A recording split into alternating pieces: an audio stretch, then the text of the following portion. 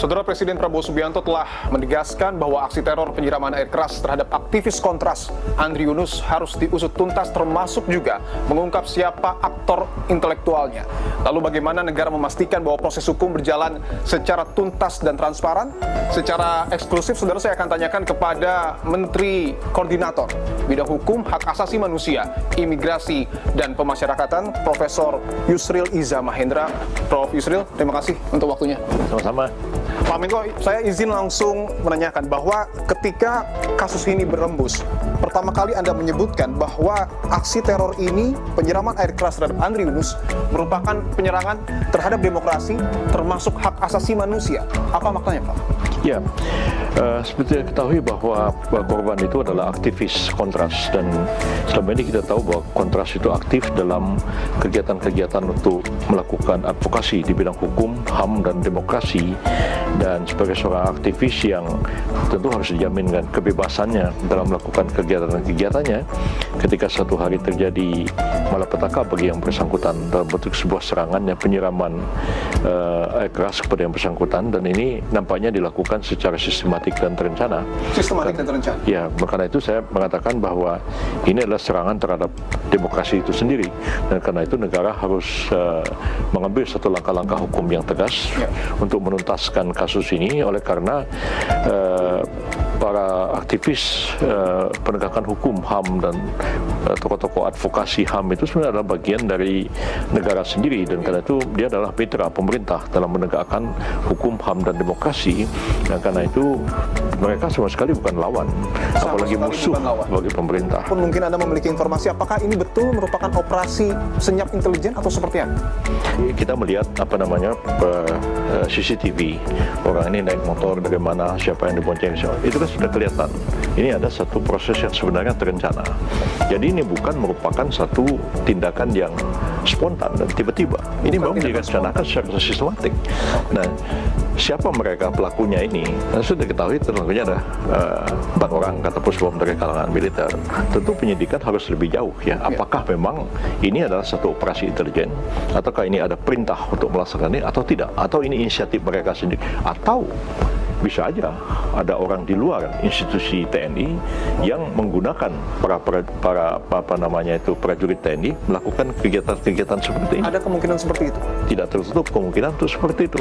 Dan di momen ini penegasan dari Menko Kumham Imipas bahwa tidak ada keterlibatan pemerintah dalam peristiwa penyiraman air keras. Kalau itu saya berkeyakinan seperti itu. Oke. Ya, saya tidak tahu kalau misalnya di unit-unit di kalangan militer, saya tidak mengerti. Oke, ada satu hal juga yang kemudian saat ini tengah didalami, temuan dari masyarakat sipil bahwa dari sejumlah rekaman CCTV terduga pelaku ini diketahui, Prof. Yusril, berangkat dari kawasan Panglima Polim Jakarta Selatan, dan diketahui juga bahwa ada satu rumah yang diduga merupakan aset negara dan digunakan oleh Bais TNI. Tapi narasi yang beredar adalah rumah tersebut digunakan untuk merencanakan penyiraman air keras terhadap Andri Yunus. Anda memiliki informasi terkait hal ini?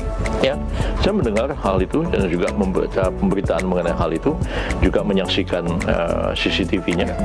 Dan bagi saya itu adalah temuan-temuan yang tentu harus kita dalami, untuk kita berikan satu bukan hanya penilaian, tapi juga kita harus ada bukti-bukti pendukung yang lain. Geger. Tak menemukan ujung selotip toples nastar, sebuah keluarga dikabarkan gagal move on dari Lebaran. Mencicipi kue nastar menjadi tradisi wajib bagi sebuah keluarga yang akrab disapa nengok. Namun naas tradisi tersebut kini terhambat oleh persoalan tingkat internasional, yakni misteri ujung selotip pada toples yang tak kunjung ditemukan. Menurut keterangan yang dihimpun, sejak Lebaran kemarin keluarga ini belum berhenti berupaya membuka toples tersebut. Mereka bahkan mengaku perayaan Lebaran belum benar-benar usai selama nastar masih terperangkap dan belum berhasil dievakuasi untuk dicicipi. Dari Lebaran sampai sekarang dia masih di situ aja katanya, Pak, masih belum kebuka tuh toples. Kasihan dia Pak puasa nastar, katanya sampai gak bisa lanjutin hidup lagi dia sekarang. Matanya sampai hitam parah pokoknya Pak, kasihan banget ya.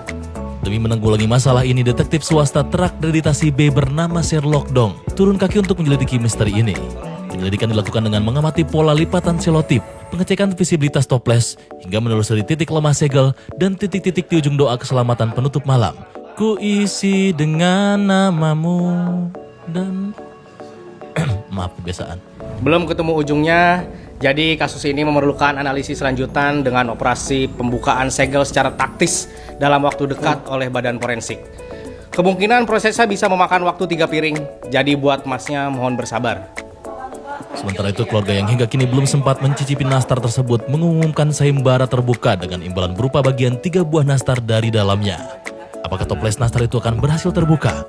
Atau keluarga Nengok tak akan pernah mencicipi nastar seumur hidupnya lagi? Kami akan mengabarkan perkembangan selanjutnya dan berita-berita tidak penting lainnya. Follow kami dan sampai jumpa.